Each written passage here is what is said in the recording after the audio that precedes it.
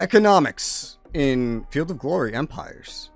We're going to talk about how that works today, as well as talking a little bit about resources. Everything that goes in to the financial and resource management of your nation and the health of its actual economy. And I'm bundling these together because this is not a game where we can really measure modern economics. The closest thing to really just get that out of the way immediately is trade details on every location. We'll just cover that real quick. There are natural trade goods that are inherent to every region, which is pretty well defined here as we look at it. There are trade goods that are manufactured from your money buildings, your money style buildings right here that are all yellow. If you go to build, they're yellow. They'll always pop up here. They can produce stuff. Technically, some other ones can as well, but it'll tell you when they will. You can see things you're using here that have to be imported, and you can see things that you're using that you simply do not have a source of. And that will cost you way more money than importing. And of course, making your own is very good as well. If you make them, if you have them, they can be exported, which can give you money. It all goes back to money. Like I said, there's really no economy, but there's also a range at which goods can go from point A to point wherever. It's pretty well defined here for you to see. There's also acumen, which is the higher the acumen, the more likely it is that your goods are going to end up in somebody else's region rather than someone else's goods. And then there's commerce, which will boost all the money you are earning from this whole trade economy bill. That's all the economy right there. All the rest of this is going to be talking about resources and finances and money. So let's talk about that. We have our main resources up at the top. There's 3 of them. There's technically some local ones like equipment as well, but that is not relevant to this. Money is the main one, of course. You earn it through taxation and commerce. We were just looking at something that can generate commerce, as well as an intrinsic production that nothing can ever really affect. Your commerce and your trade, all that stuff, is heavily affected by these yellow buildings right here. Some of them just generate money, just guaranteed, no matter what. Some of them give commerce bonuses. They add to the trade range in order to earn you more money from trade as well. Many things will just, make and cost money. And then just by having citizens, you can be taxing them as well. There's no fine control over taxation.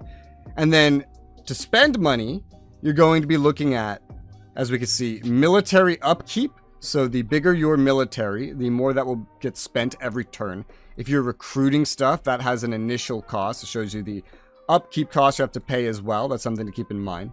And then administrative burden. So the bigger your nation, the more you'll have to pay in administrative burden. So building your nation up before expanding it is usually a good idea for managing that. It's a good idea for many, many reasons. So if you're going to expand willy-nilly, then you're going to find yourself with a lot of administrative burden to deal with and maybe not enough money buildings or population put on money.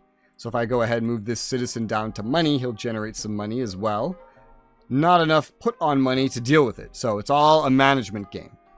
Manpower is kind of similar to money, but without the administrative burden. It only applies to military units. However, in trades and decisions that come up, you can actually move some manpower into money. This is really just affected by your citizens, whereas, slaves can help produce stuff. They can't really help produce manpower.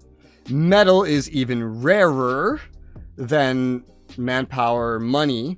It cannot be used in the same way as money. It's usually used just in the maintenance and construction of military units, but it's extra rare and it's pretty useful in diplomacy trade deals with another nation as a bit of a resource. Give money, metal, manpower.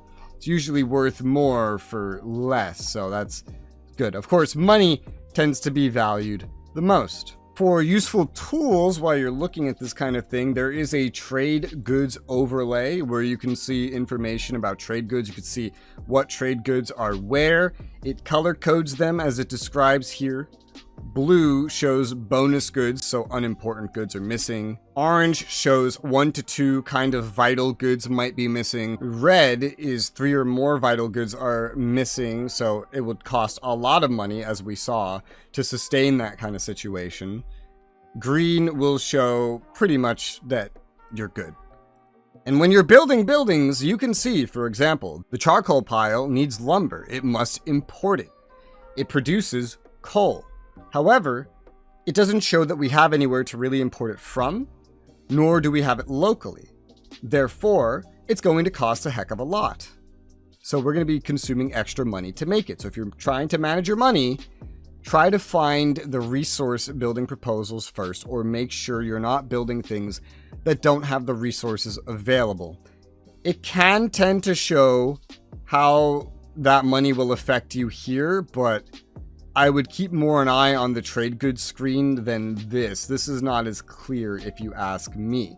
It also shows you that, hey, you can already import coal here from somewhere else in case you really wanted it. And you see that you can't import lumber. Is the money trade going to be worth it? Would you rather import coal from a location that has it?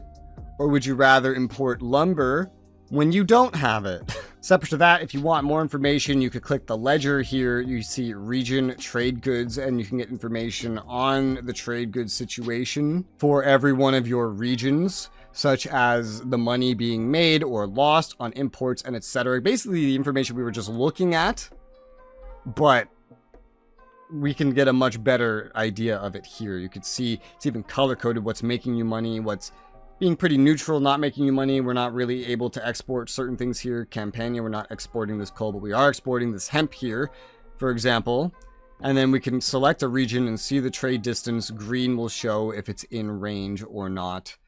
And then we can also go to factions if we wanted to, and we could sort, for example, by money and money income and other things related to resources to get an idea of the money situation of us or others, and then compare them to each other. Just note, when it comes to others, you are seeing an estimate, usually rounded. You are not seeing an exact amount, and it will tell you that it is an estimate, so keep that in mind. But as far as things go, it is actually just really simple. You now know pretty much everything there is to know about money, the economy, and trade goods and resources. Use the money, population and money, if you want more money. Build the yellow buildings. Do not put slaves in these lower two. Slaves are for the top two. Citizens can do anything, but they're best at the bottom two. This is definitely one of the easier parts of the game to manage, so long as you're good with budgeting, I suppose. But if you have any questions, want any advice, feel free to leave those in the comments below. If you want to see any other guides on this game, those can be left as suggestions in the comments as well. I'll be putting this and every other guide I make into a playlist that you can find in the description below, or that you may have seen in the cards at the top right. For now, though, I hope this guide has been helpful to you. Thank you very much for watching, and I'll see you on the next one.